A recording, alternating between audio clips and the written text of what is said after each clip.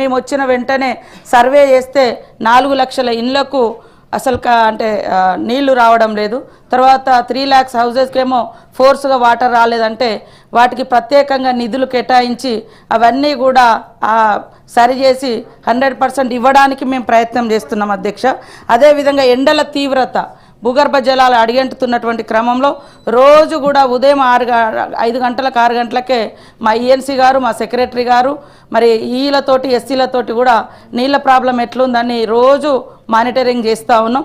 మేము కూడా దాదాపు ఒక నెల రోజుల క్రితమే మరి ఏ యొక్క ఓఎండ్ఎం లేదా మిషన్ భగీరథ వాటర్ స్టోరేజ్ ఉండేటువంటి వాటి లెవెల్స్ ఎట్లున్నాయని కూడా మరి మేము సమీక్షించుకోవడం జరిగింది అధ్యక్ష. అక్కడక్కడ ఇంటరప్షన్స్ ఉన్నాయి.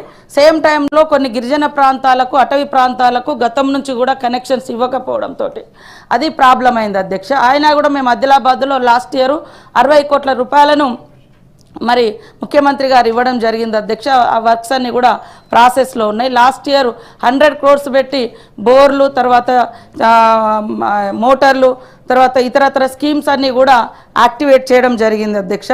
కొన్ని చోట్ల అక్కడక్కడ కొన్ని ఇంటరప్షన్స్ ఉన్నాయి. వెంటనే అవి రాగానే మేము మరి ఎక్కడికక్కడ ఇబ్బంది లేకుండా చేస్తూ ఉన్నాం అధ్యక్ష.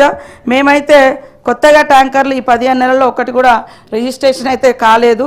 అదేవిధంగా అంతకుముందు ఉన్నటువంటి ట్యాంకర్సే ఇప్పటి వరకు ఉన్నాయి.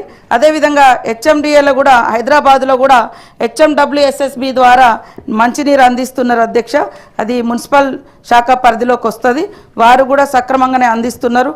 కావాలని ఎవరైనా మరి ట్యాంకర్స్ను ఎక్కువ పెట్టడం అంటే జనాలకు అవసరం ఉన్న మేరకు నీళ్ళు అందిస్తూ ఉన్నాం. కాకపోతే ఈ సంవత్సరం మనం చూస్తూ ఉన్నాం ఎండల తీవ్రత ఉన్నది కాబట్టి వాటిని కూడా తెలుసుకొని మేము ఎప్పటికప్పుడు కోఆర్డినేషన్ తోటి దానికోసం ఒక స్పెషల్గా టోల్ ఫ్రీ నెంబర్ కూడా పెట్టడం జరిగింది.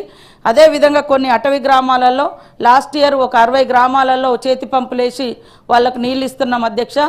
ఇంకా అటవీలో అంటే వైల్డ్ లైఫ్ ఏరియాలో ఉన్నటువంటి గ్రామాలలో కొద్దిగా ఇబ్బంది అవుతుంది. అయినా కూడా వాళ్లకు ఇబ్బంది రాకుండా చూస్తాం. ఇప్పుడు వారు చెప్పినటువంటి ఖమ్మం జిల్లాలో జరిగినటువంటిది కూడా మేము తెప్పించుకుంటాం. తప్పకుండా నీటి సంక్షోభం లేకుండా, సంక్షోభం అయితే ఇప్పటివరకు రాలేదు, అంతరాయాలు అక్కడక్కడ ఇంటరప్షన్స్ ఉన్నాయి. పైప్ లైన్ పలిగిపోవడమో, బోరు చెడిపోవడమో, లేదా అక్కడ ఏదన్నా ఇబ్బంది రావడమో ఇట్లాంటివి ఉన్నాయి. వాటిని వెంటనే మేము సరి చేసుకుంటున్నాం.